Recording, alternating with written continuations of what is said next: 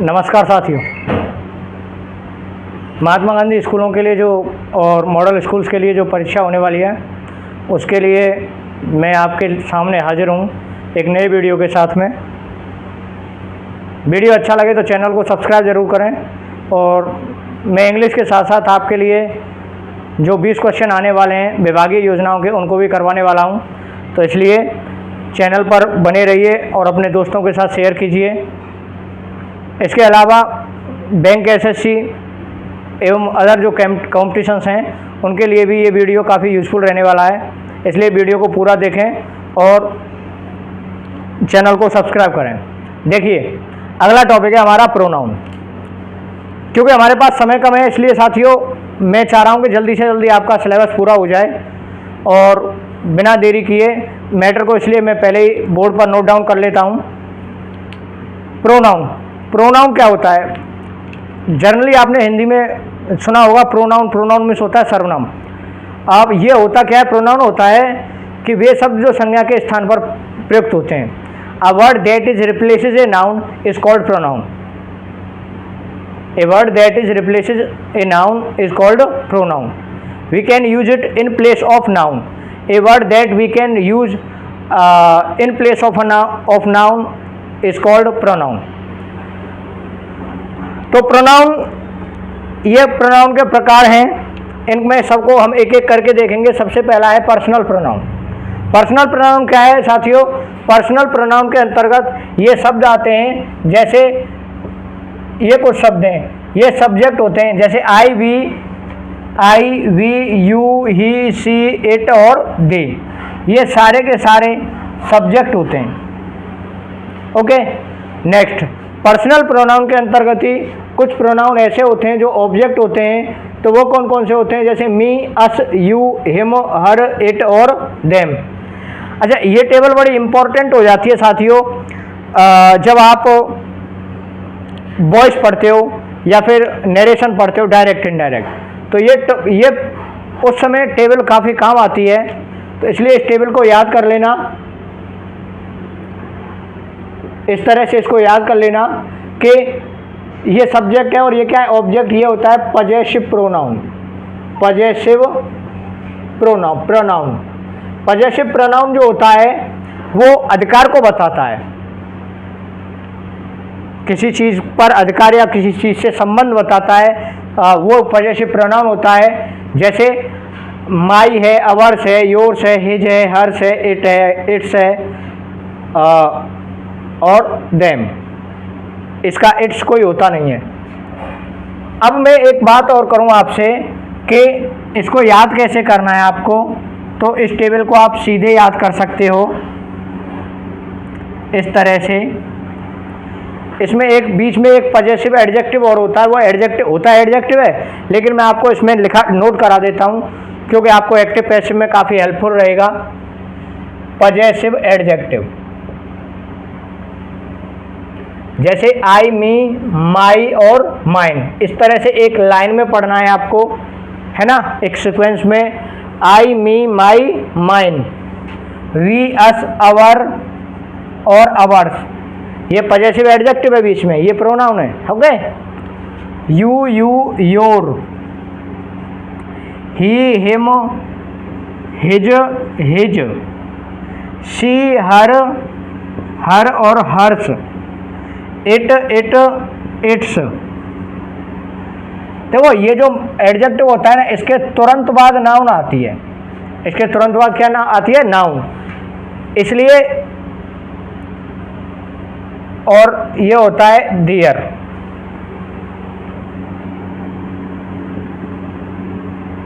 हाँ, मैं कह रहा था कि पजेसिव एडजेक्टिव में नाउन आती है और पजेसिव प्रोनाउन क्या होता है? जो नाउन के स्थान पर इस्तेमाल होता है। तो ध्यान रखने की बात है कि एडजेक्टिव के बाद नाउन आएगी। इन शब्दों के बाद नाउन, जिन शब्दों के बाद, जैसे हर, हिज शब्द है, हिज यहाँ भी है, हिज यहाँ भी है, आप कैसे पहचानोगे कि ये नाउन है, ये प्रोनाउन है या एडजेक्टिव है? तो प्रोनाउन पहचानने के बाद सीधी बात है कि यहाँ पर नाउन नहीं आएगी तो इसका मतलब ये प्रोनाउन है, और जब प्रोनाउन होगा तो नाउन नहीं आएगी। जब ये एडजेक्टिव होगा तो इसके बाद नाउन आएगी। जैसे हम कहें my son, our book, your mobile, his watch, her purse. इनके बाद हमेशा नाउन आएगी, ये एडजेक्टिव होते हैं तो नोट करेंगे, याद करेंगे। I, me, my, mine, we, us, our, ours, you, your, yours, he, him, his, she, her, hers, it, its. इसका पॉजेसिव प्रोनाउन कोई नहीं होता इट का। ऐसे ही दे, देम, दियर और दियर्स। तो ये है साथियों पर्सनल प्रोनाउन। पर्सनल प्रोनाउन के बाद में अगला प्रोनाउन आता है आपका distributive.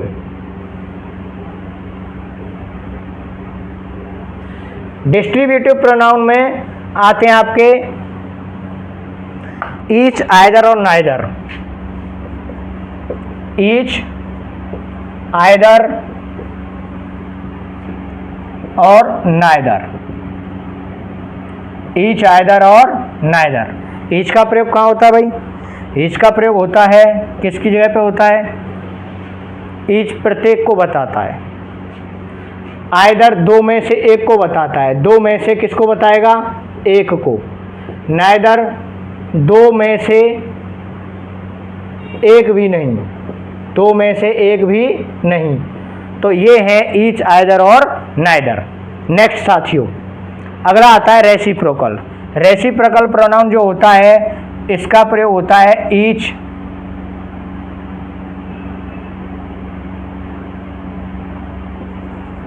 Each other. Each other दो के लिए इस्तेमाल होता है। जब दो लोग, रेसिप्रोकल प्रोनाउन बताता है परस्पर आपस में जब कोई काम करते हैं ना, दो लोग मिलकर के आपस में कोई बुक का एक्सचेंज किया है, दो लोग आपस में बात कर रहे हैं या दो लोग आपस में कोई काम कर रहे हैं, तो उसके लिए हम ईच अदर शब्द का प्रयोग करते हैं। दे हिट ईच अदर, उन्होंने एक दूसरे को मारा। दे हिट ईच अदर, उन्होंने एक दूसरे को मारा, उन्होंने एक दूसरे के ऊपर कोई चीज़ फेंकी। तो इस तरह से।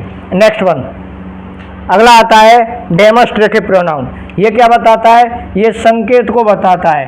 ये किसी चीज़ के तरफ संकेत करके बताता है कि कोई वस्तु नज़दीक है या दूर है, कोई वस्तु दूर है या नज़दीक है। किसी वस्तु के दूर या नज़दीक होने को बताने के लिए डेमोस्ट्रेटिव प्रोनाउन का प्रयोग किया जाता है। जैसे वो शब्द कौन कौन से हैं जो नज़दीक या दूर को बताते हैं? दिस, दैट, दीज, दोज, सच। ये वो शब्द हैं जो किसी वस्तु के नज़दीक या दूर होने को बताते हैं या किसी वस्तु की तरफ संकेत करते हैं। नेक्स्ट आता है साथियों रिफ्लेक्सिव प्रोनाउन। रिफ्लेक्सिव और एम्फेटिक, इन दोनों प्रोनाउंस का मैं आपको अंतर बता देता हूँ। इन दोनों में मेन अंतर यह है, दोनों ही जोर देने के लिए इस्तेमाल होते हैं, लेकिन ये रिफ्लेक्सिव प्रोनाउन जो होता है वो जर्नली वर्ब पर जोर देने के लिए इस्तेमाल किया जाता है। वर्ब को एम्फेसाइज करने के लिए रिफ्लेक्सिव प्रोनाउन इस्तेमाल किया जाता है। और रिफ्लेक्सिव वर्ड कौन कौन से होते हैं? ये होते हैं जैसे माई का रिफ्लेक्सिव प्रोनाउन होता है माई सेल्फ। आई का रिफ्लेक्सिव होता है माई सेल्फ, है ना। वी का होता है ourself, ourselves. You का होता है योर सेल्फ्स। यू का क्या होता है? योर सेल्फ्स और योर सेल्फ दोनों होते हैं, क्योंकि ये सिंगुलर भी होता है यू और प्लूरल भी होता है। ओके नेक्स्ट, जैसे ऐसे ही का होता है हिमसेल्फ, हिमसेल्फ। शी का होता है her self, her self. It का होता है इट सेल्फ, इट सेल्फ। और दे का होता है देम सेल्फ्स, दे का क्या होता है? Themselves. अब इनका प्रयोग किस तरह से होता है? जैसे the teacher absented, absented himself from the class, the teacher was absented from the class। एक तो प्रयोग ये है। अब यहाँ पर ये है साथियों रिफ्लेक्सिव प्रोनाउन। सेम शब्द एम्फेटिक प्रोनाउन में भी आते हैं। अगर हम इस वाक्य को इस तरह से बोलें, द टीचर हिमसेल्फ, तो जिस नाउन के लिए आया है उसके तुरंत बाद अगर शब्द आता है तो वो एम्फेटिक प्रोनाउन होता है। हिमसेल्फ was not there,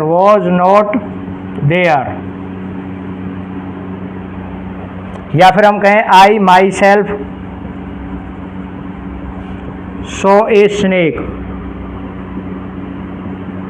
ऐसे बोलते हैं ना, मैंने खुद ने सांप देखा, या मैंने खुद ने उसको चोरी करते देखा। तो मैंने खुद ने, है ना, हमने आनंद लिया, हमने पार्टी में आनंद लिया। We enjoyed our self in the party, उन्होंने पार्टी में आनंद लिया। They enjoyed them self in the party. क्योंकि रिफ्लेक्सिव प्रोनाउन के साथ में ये जो रिफ्लेक्सिव वर्ड होते हैं, इनके साथ में कुछ वर्ब्स फिक्स हैं जिनके साथ में रिफ्लेक्सिव प्रोनाउन इस्तेमाल होता है, जैसे अवेल है, एब्सेंट है, देम एन्जॉय है। ओके, आगे अगला है साथियों रिलेटिव प्रोनाउन। रिलेटिव प्रोनाउन का प्रयोग कहाँ होता है भाई? रिलेटिव प्रोनाउन कौन से होते हैं? रिलेटिव आप समझते हो, रिलेटिव होता है रिश्तेदार। तो वे प्रोनाउन जो संबंध को बताते हैं, तो मैं आपको बता दूं रिलेटिव प्रोनाउन का प्रयोग इस तरह से होता है, जैसे I found the book,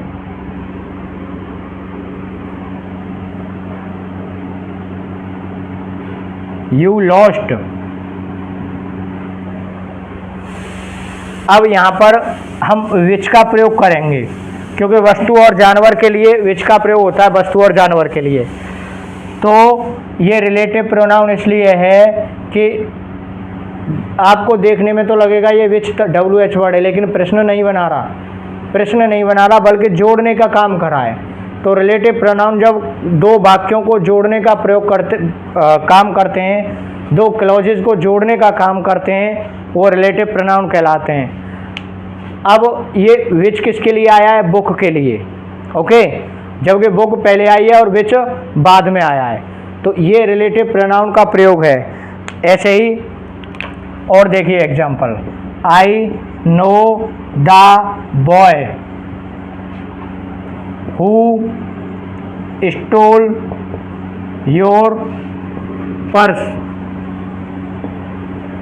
I know the boy who stole your purse, ये नाउन है और नाउन के बाद ये रिलेटिव प्रोनाउन है। ओके साथियों, तो जब दो अलग अलग वाक्य थे, अब ये अगर इनको मैं सेपरेट करके आपको बताऊं तो एक रिलेटिव प्रोनाउन का आपके लिए सेपरेट टॉपिक करवाने वाला हूं मैं, क्योंकि रिलेटिव प्रोनाउन के क्वेश्चन आपके पिछले साल के पेपर में आए थे। तो रिलेटिव प्रोनाउन को मैं आपको अलग से पढ़ाऊंगा, थोड़ा अलग, उसमें थोड़ा टाइम लगेगा, है ना, तो मैं अलग से पढ़ा दूंगा, मुझे कोई दिक्कत नहीं। वैसे इसको तो मैं फ़िलहाल अलग करके बता देता हूँ आपको। सेंटेंस ये था, I know a boy he stole your purse. यहाँ पर ये जो ही आया था लड़के के लिए आया था, इसलिए वाक्य को लड़के के साथ में लिख दिया। ही सब्जेक्ट था और सब्जेक्ट की जगह पर हम हु लगाते हैं, ये नियम था यार। आगे और बात करेंगे, इस पर विस्तृत चर्चा करेंगे सेपरेटली। तो कुछ शब्द हैं रिलेटिव प्रोनाउन के, जैसे विच है, हु, हुम, व्हाट, हुज, विच और दैट। ये वो शब्द हैं जो रिलेटिव प्रोनाउन के तौर पर प्रयोग किए जाते हैं। इसी रिलेटिव प्रोनाउन के अंतर्गत who, how, where, when, why का प्रयोग भी मैं आपको करवा दूंगा। ओके साथियों, अब आगे चलते हैं। इसके बाद देखिए, आपसे एक रिक्वेस्ट है कि आपको अगर वीडियो अच्छा लग रहा हो तो चैनल को सब्सक्राइब ज़रूर करें, चैनल को सब्सक्राइब ज़रूर करें। वीडियो की क्वालिटी की एक दो साथी शिकायत कर रहे थे, तो मेरा उनसे आग्रह है कि वीडियो की यूट्यूब जब आप वीडियो चलाते हो तो ऊपर सेटिंग में जा कर के उसके कोने पर सेटिंग होती है, सेटिंग में जा कर के वीडियो की क्वालिटी को बढ़ा करके देखें, कोई प्रॉब्लम नहीं आएगी।